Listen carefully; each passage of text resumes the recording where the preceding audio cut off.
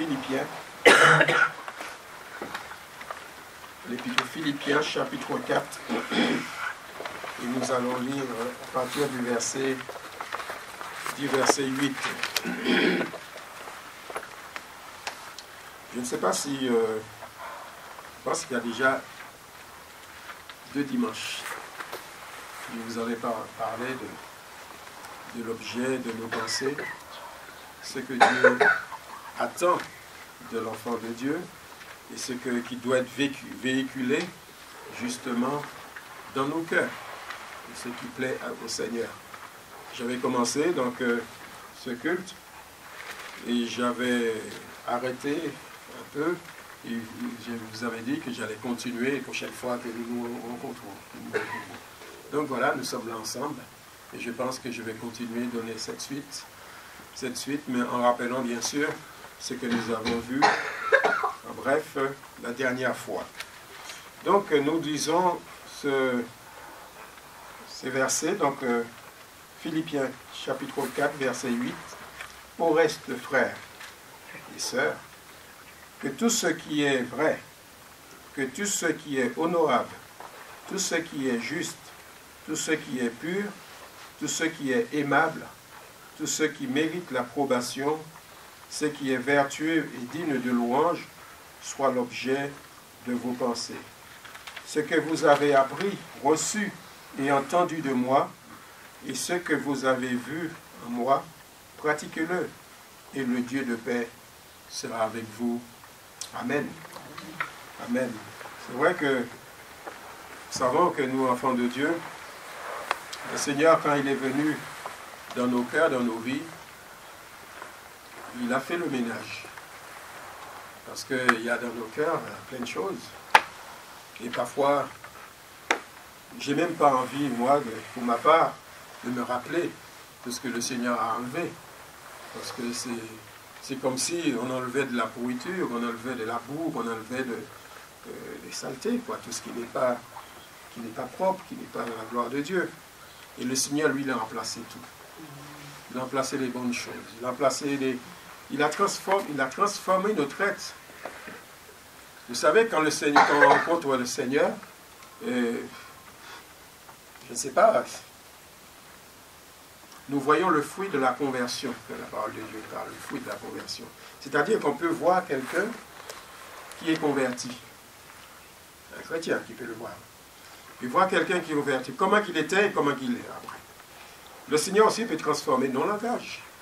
Le Seigneur peut changer aussi notre conception, la façon de voir les choses. Le Seigneur peut changer. Et quand il le change radicalement. Amen. C'est vrai, vous allez me dire qu'on ne fait pas une ville en une journée. Comme une construction, on ne le fait pas en une seule fois. Parfois, il y a des étapes. Le Seigneur a un travail à faire. Parce que tant que nous serons sur cette terre, frères et sœurs, nous aurons toujours à apprendre avec Dieu. Toujours à apprendre avec Dieu. Nous serons à l'école de Dieu.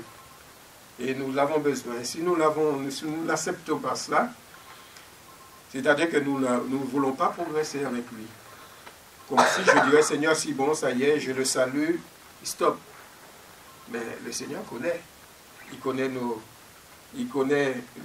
vies et il connaît aussi nos destinées. C'est vrai que tout ce qui doit être occuper nos pensées, nos chrétiens. Quand je dirais occuper nos pensées, je ne veux pas dire que dans nos pensées, c'est vrai, non.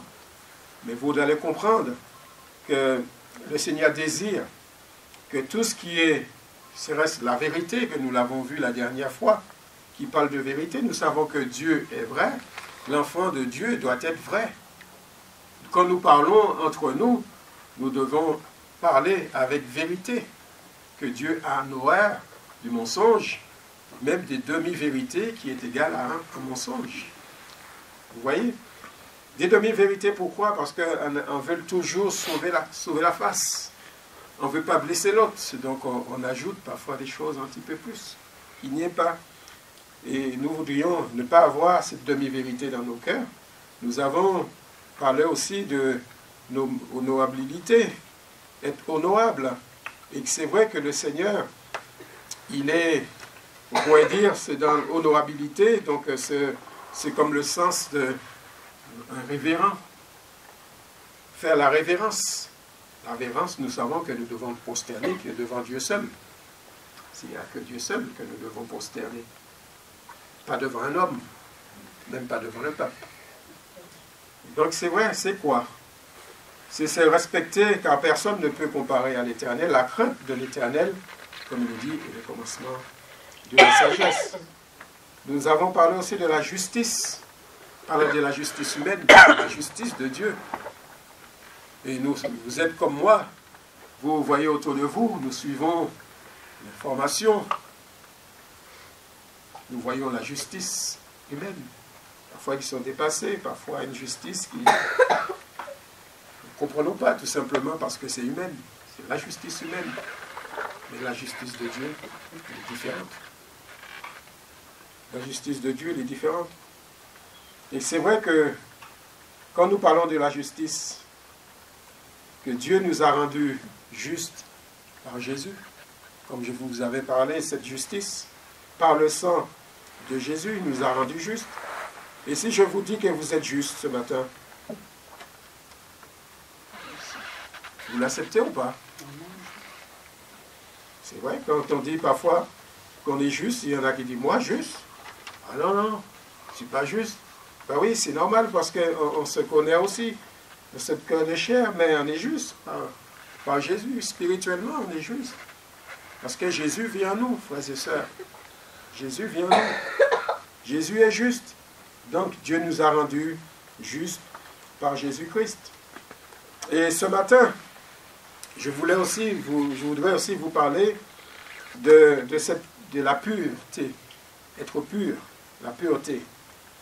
C'est ça qui doit occuper aussi nos pensées. Oui, que tout ce qui est vrai, tout ce qui est honorable, tout ce qui est juste, tout ce qui est pur. Ah oui, le Seigneur a besoin. Et c'est dans cette définition de la pureté, nous entendons qu'on dit pur, comme si on disait cette première définition, chaste. Chaste. Et oui, pourquoi? Parce que le Seigneur, Dieu, désire qu'on soit pur, qu'on soit réservé, que l'Église soit pure, que l'Église que nous formons soit réservée pour l'époux.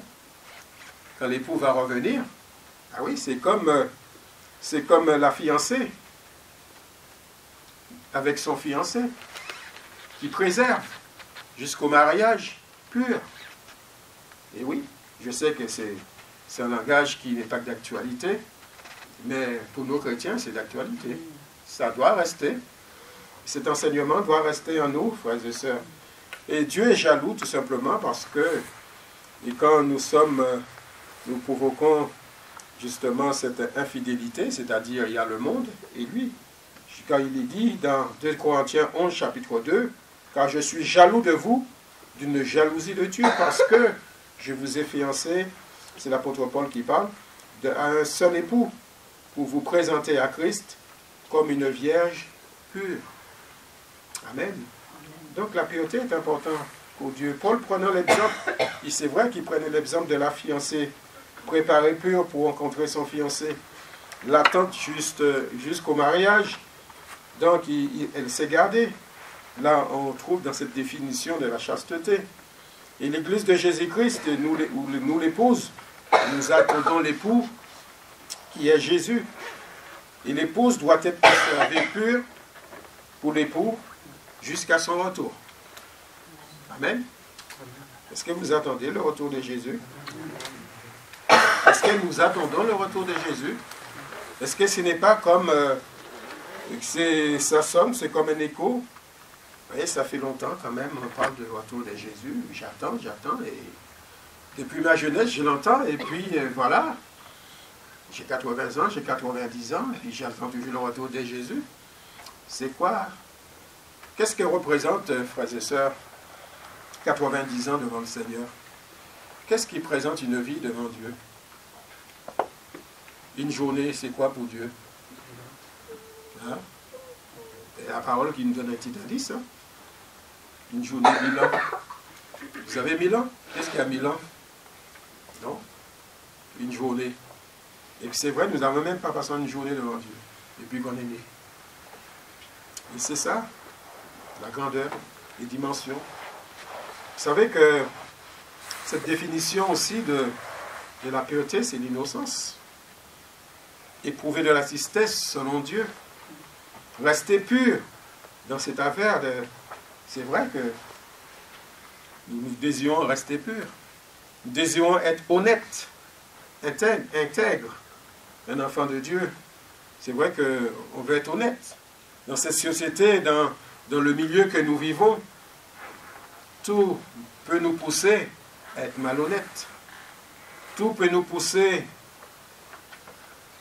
à ne pas respecter Dieu. Vous savez que le monde, il n'aime pas Dieu, qui rejette Dieu, tout simplement.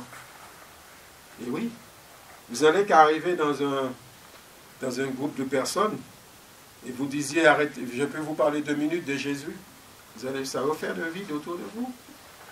Et oui, les gens rejettent Dieu. Et quand nous sommes dans les problèmes, dans les difficultés, dans la misère, on entend souvent s'il y avait un Dieu. Si, il y a un Dieu, mais vous ne voulez pas de lui. Il y a un Dieu. Ce n'est pas quand les malheurs arrivent qu'il faut se dire s'il y avait un Dieu. Pourtant, Dieu, sa parole est d'actualité. La parole et aussi son message. Le Seigneur désire sauver. Le Seigneur désire faire du bien. Alors oui, Jésus est pur. Et les chrétiens doivent l'être aussi. Comme il est dit dans Jean chapitre 3, verset 3, quiconque a cette espérance en lui se purifie, comme lui-même est pur. Amen. Le fait de savoir que Jésus est pur et qu'il vit en moi, c'est mon devoir d'être cherché à lui faire plaisir, être pur. Bien-aimés, nous sommes vraiment enfants de Dieu et ce que nous serons n'a pas encore été. La parole de Dieu qui l'a dit dans Jean 3, verset 2. Mais nous savons que lorsque cela sera manifesté, nous serons semblables à lui. Nous serons semblables à lui. Parfois, quand on parle de ces thèmes, de la pureté et autres, nous avons tendance que, peut-être pour certains, à dire ça c'est pas pour moi. Le niveau est trop important. C'est vrai, quand on parle de la sanctification, c'est quoi? C'est une mise à part pour Dieu. C'est une mise à part. Mais c'est encore là une motivation de cœur. C'est-à-dire, on désire se mettre à part pour le Seigneur. Seigneur, ça ne te plaît pas. Cette vie du monde, je me mets à part pour toi. Mais ça ne veut pas dire que nous n'aurons pas des luttes et des combats. Ça ne veut pas dire qu'il y aura des difficultés pour cette mise à part. Nous avons des efforts à faire. Il y a des efforts. Et le Seigneur voit cette motivation de cœur. Il voit l'effort que nous faisions pour rester purs. Il voit l'effort que nous faisions pour lui plaire. Qu'est-ce qu'il va faire, le Seigneur? Eh bien, il va nous aider. Il va nous aider. Vous savez, c'est l'année qui vient de passer. Vous croyez que moi qui vous parle, que j'étais fidèle à 100% dans cette année? Non. Je vous dis honnêtement, non. Mais quand j'étais dans le creux, je suis revenu vers mon Seigneur. Je suis revenu vers Dieu. Parce que je me suis rappelé que j'ai un avocat. Et Jésus, il est mon avocat. Mais je ne me plais pas dans cette position que j'y étais. Mais je désire vite m'en sortir. Et le Seigneur se tient compte de cela, la motivation du cœur. Vous savez, nous ne voulons pas applaudir de rester dans l'état du péché, au contraire. Parce que, comme je vous ai dit au début de cette réunion, que c'est que le Seigneur en horreur le péché. La vie chrétienne en action, c'est ça la vraie religion. La vie chrétienne en action. C'est-à-dire, c'est ce que Dieu dit dans sa parole, non seulement que je l'entends, non seulement que je l'écoute, mais aussi, surtout, que je obéis au Seigneur, obéis à sa parole et je le mets en pratique dans ma vie. Amen. C'est ça qui est important. Quand j'entends un message, un conseil, que cet esprit le prenne ça dans ma vie, eh ben, au lieu de la repousser, cette parole, j'essaie de la mettre en action dans ma vie. Et c'est ça qui est important pour Dieu. Et c'est ça qui est important. Ce n'est pas le fait de le dire, mais le fait de la vivre. La vie chrétienne, vous savez, c'est quelque chose qui est concret. La vie chrétienne, ce n'est pas de montrer aux autres que je crois en Dieu, je suis chrétien, Jésus, ici. Non. La vie chrétienne, Jésus, il vit en moi. Vous savez, je suis dans le monde, je suis dans une foule.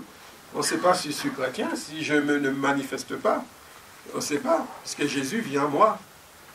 Et oui. Sauf si je m'arrête et puis que je dis, je suis chrétien. Oui, c'est quoi chrétien, monsieur? Oui, tout le monde va me dire, vous allez voir de tous les coins. Oui, moi aussi, je suis chrétien. Non. La vie chrétienne, c'est en action.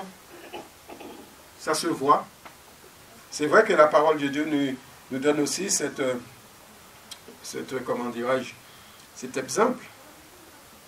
Vous savez que qu'il y a une personne, un couple dont l'un est chrétien ou l'autre est un converti, vit avec un inconverti. Vous savez que pour gagner, parce qu'on a tendance à dire, oui, je veux gagner mon mari ou ma femme, vous savez, c'est toujours l'inconverti qui remporte. Ça, je vous l'ai dit, franchement, c'est toujours l'inconverti qui remporte. Mais pour gagner, justement, nos conjoints,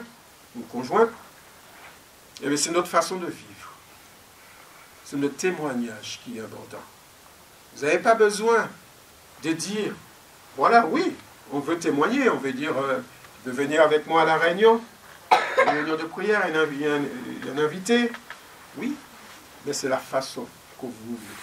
C'est le témoignage. Ce que vous avez en vous, ce que vous avez dans votre cœur, c'est ça qui est important. C'est la vie de Jésus en vous. Dans la conduite. Et ça, la Bible en parle, tout ça. Donc, ce n'est pas le faire de dire, mais le faire. C'est le témoignage qui est important. Et là, il y a une vigilance aussi que la parole de Dieu apporte.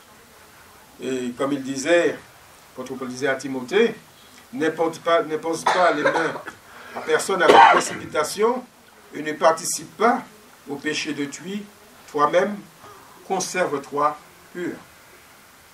Et oui, conserve-toi pur. C'est vrai, il y a cette vigilance, ne pas précipiter les choses, parce que nous les hommes, moi quand je dis les hommes en général, même les chrétiens, nous avons tendance à regarder vite fait l'apparence. Vite fait l'apparence qui nous amène à juger. Ah oui, un individu qui entre, on regarde l'apparence, l'extérieur, et on commence à juger. Vous savez que Jésus, quand quelqu'un s'approchait de lui, il regardait quoi, lui? Il regardait le cœur. Et oui, il regardait le cœur de l'individu. Vous savez, il y a des hommes autour de nous qui ont une belle apparence, et au fond du cœur, c'est pas propre, c'est pas joli. Et oui. Et la parole de Dieu le dit qu'il ne regarde pas l'apparence. Dieu ne regarde pas l'apparence, mais il regarde le cœur, il regarde la motivation du cœur. Cela ne veut pas dire que l'apparence, l'extérieur de l'individu, oui, mais en premier, c'est son âme.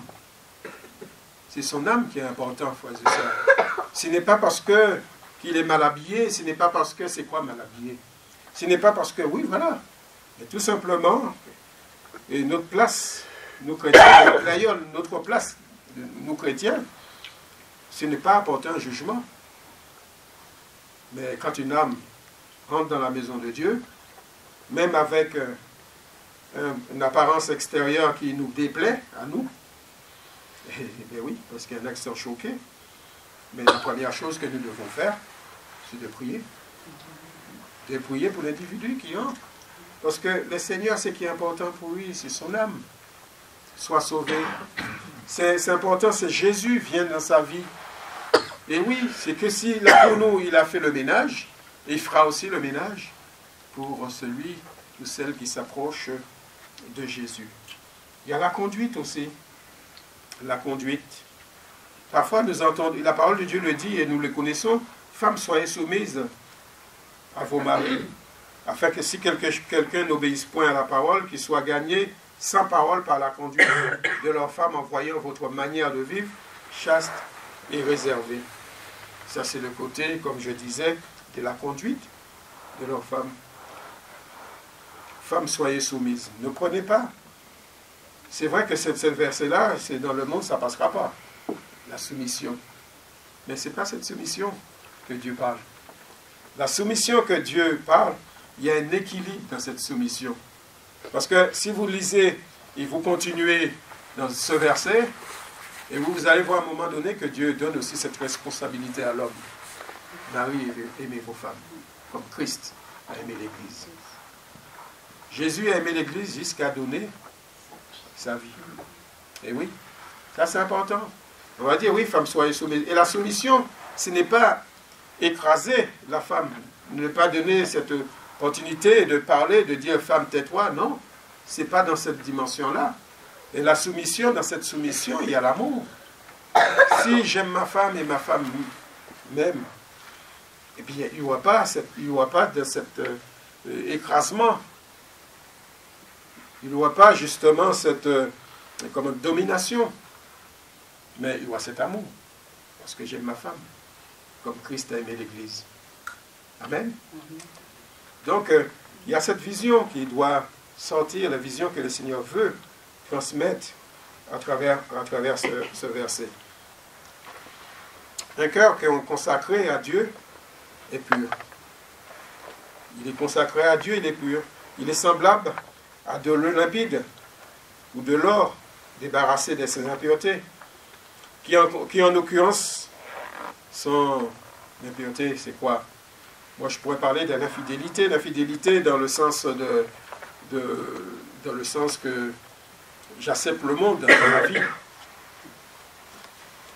C'est-à-dire, j'aime le monde, j'aime Dieu, mais les choses du monde m'attirent.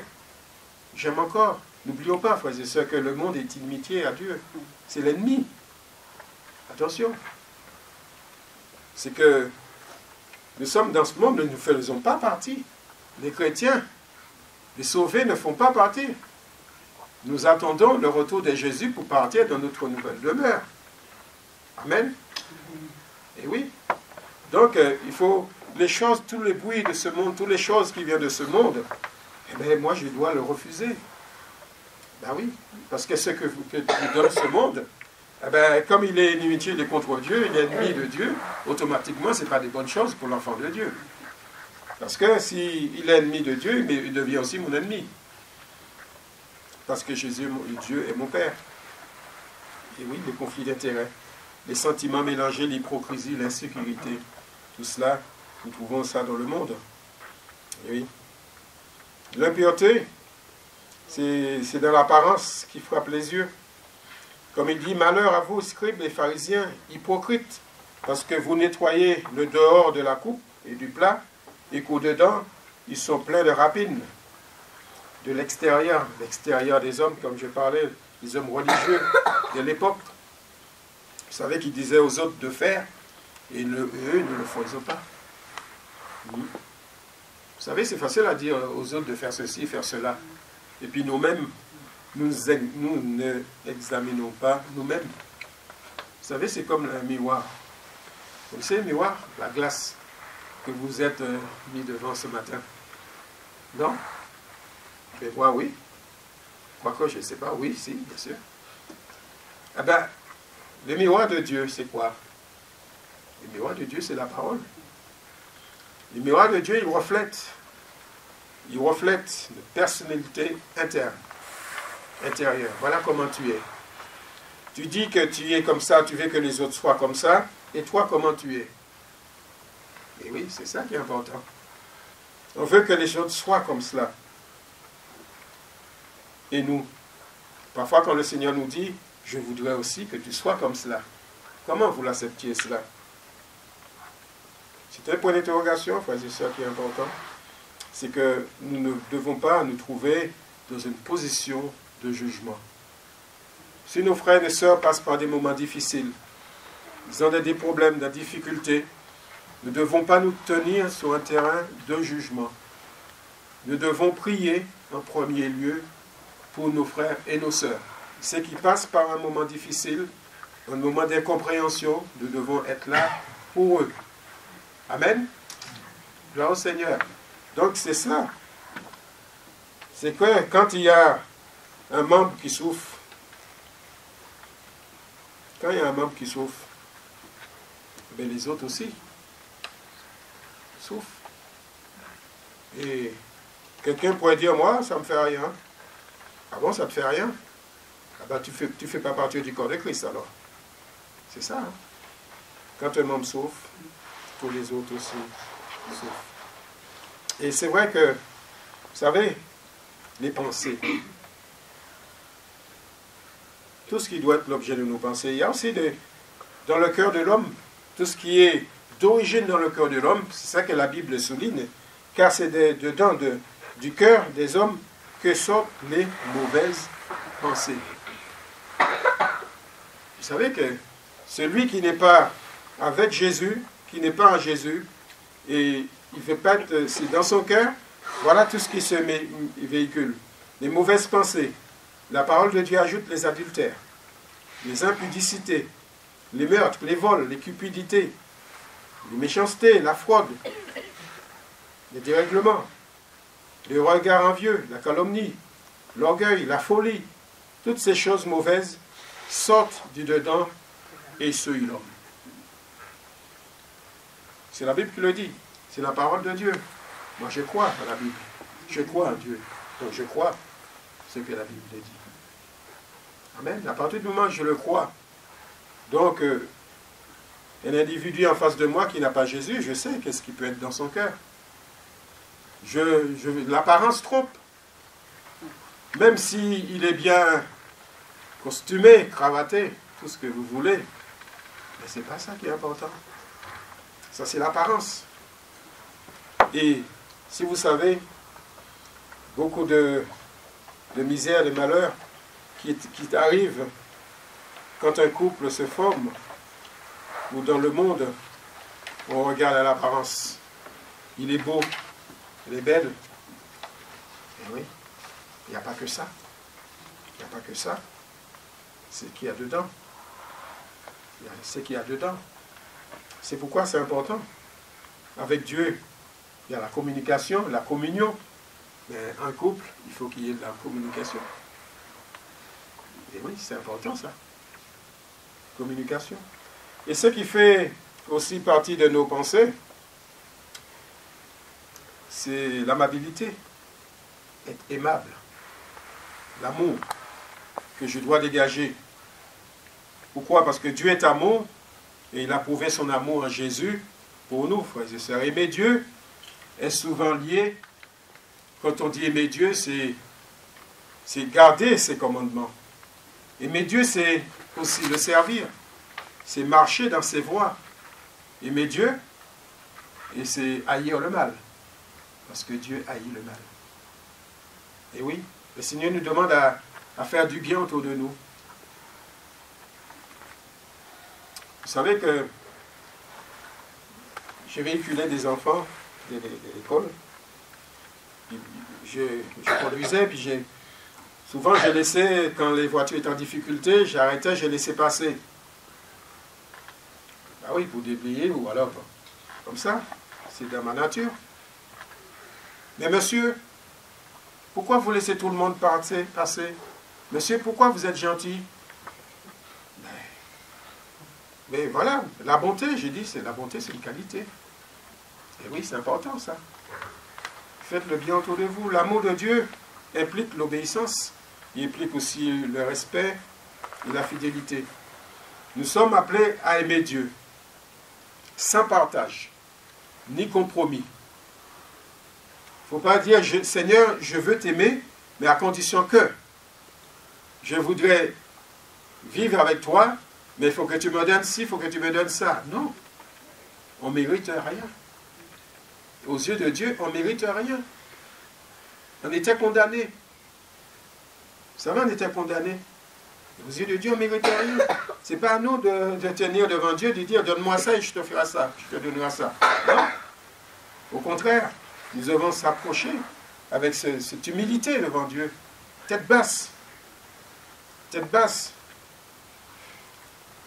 Et oui, aimer Dieu sans compromis, mais aimer Dieu de toute notre âme.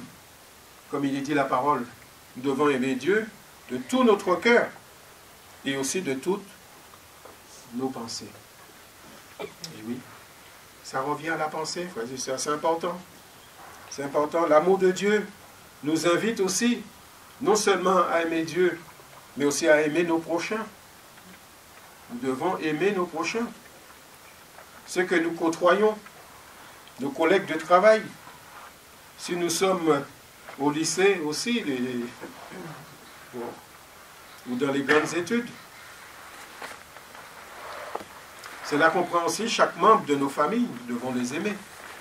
Cela comprend aussi nos voisins, même s'il y en a peut-être qui peuvent nous faire passer des sales quarts d'heure, nous devons les aimer, les prier pour eux.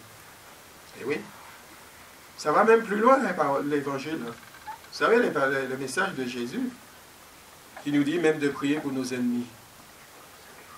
Et oui, vous savez, c'est qu'il nous donne des coups pour prier pour eux, il faut les aimer. Et oui, c'est important. C'est important. Non, la barre n'est pas trop haute. La barre n'est pas trop haute. C'est Dieu qui donne cette capacité de tout cela. Amen. Dieu donne cette capacité et celui qui croit dans l'amour du Père et du Fils reçoit le pardon de ses péchés et devient capable d'aimer à son tour, nous dit la parole. L'amour que Dieu nous a témoigné nous pousse aussi à faire connaître cet amour à d'autres. Et oui, nous trouvons ça dans 2 Corinthiens 5, verset 14. Quand on reçoit de Jésus, quand vous recevez une bonne nouvelle, vous êtes heureux, vous êtes joyeux. Qu'est-ce que vous voulez en faire de cette bonne nouvelle? C'est trop pour vous qu'il soit toujours là. Vous avez envie de le faire partager aux autres. Et c'est ça. C'est ça le témoignage. C'est ça l'amour de Dieu en nous, qui déverse. On a envie que les autres le connaissent. Alors, frères et sœurs, pensez à nos familles. Pensons à nos familles. Pensez à tous ceux qui nous côtoient. L'amour rend notre foi agissante, qui nous dit Galates 5, 6.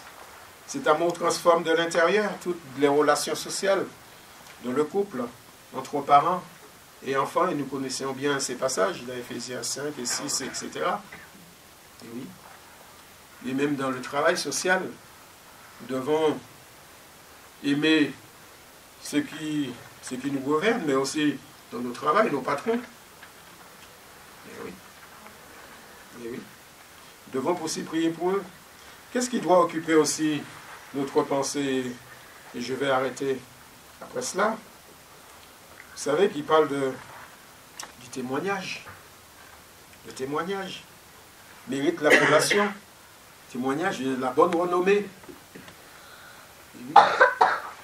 Acte 6, verset 3. C'est pourquoi, frères, choisissez parmi vous 7 hommes de qui l'on rende un bon témoignage, qu'il soit rempli du Saint-Esprit, qu'il rende un bon témoignage. Avoir un bon témoignage permet à Dieu de se glorifier à travers nous. Un bon témoignage. Vous savez, nous devons montrer l'exemple. Ça fait partie de notre responsabilité aussi, en tant que chrétiens. Ben oui, nous sommes représentants de Christ, représentants de Jésus. Nous sommes la lumière. Je suis la lumière, mais vous êtes aussi la lumière. Nous sommes des ambassadeurs, ambassadrices.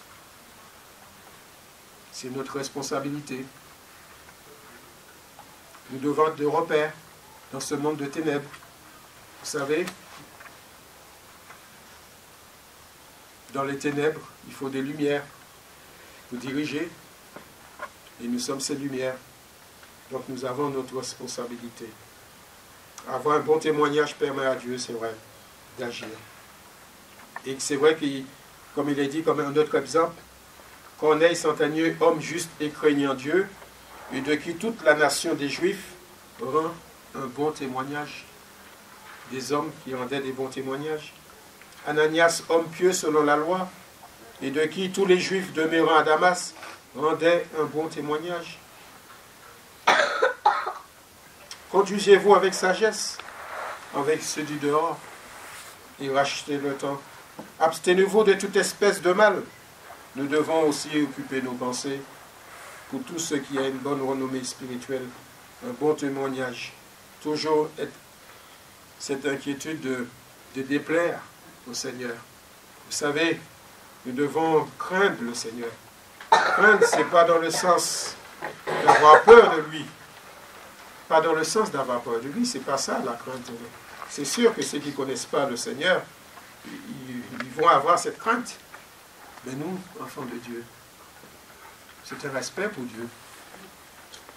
C'est vrai, cette crainte, c'est une crainte respectueuse, frères et sœurs.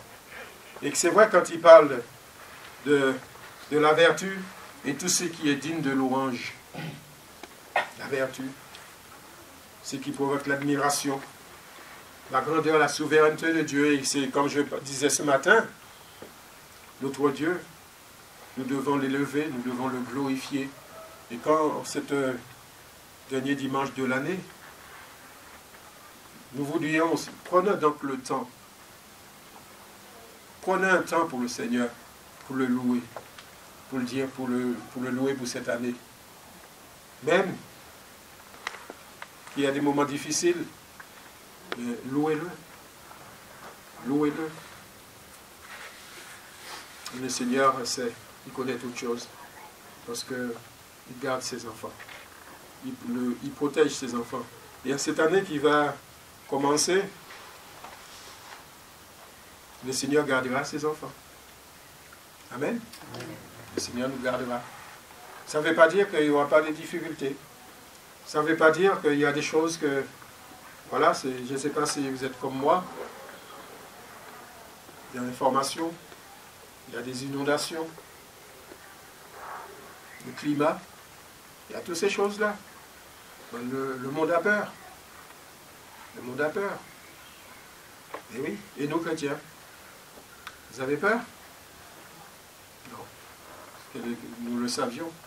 Il marqué. La parole. Toutes ces choses doivent arriver. Et c'est pas encore. Ils n'ont pas tout vu. Ils n'ont pas tout vu. Non. Ce n'est pas à nous d'avoir peur, frères et sœurs. Par contre, c'est à nous de faire confiance au Seigneur. C'est à nous de rester attachés à lui. Parce que le Seigneur, il protégera ses enfants. Il nous gardera de tout cela.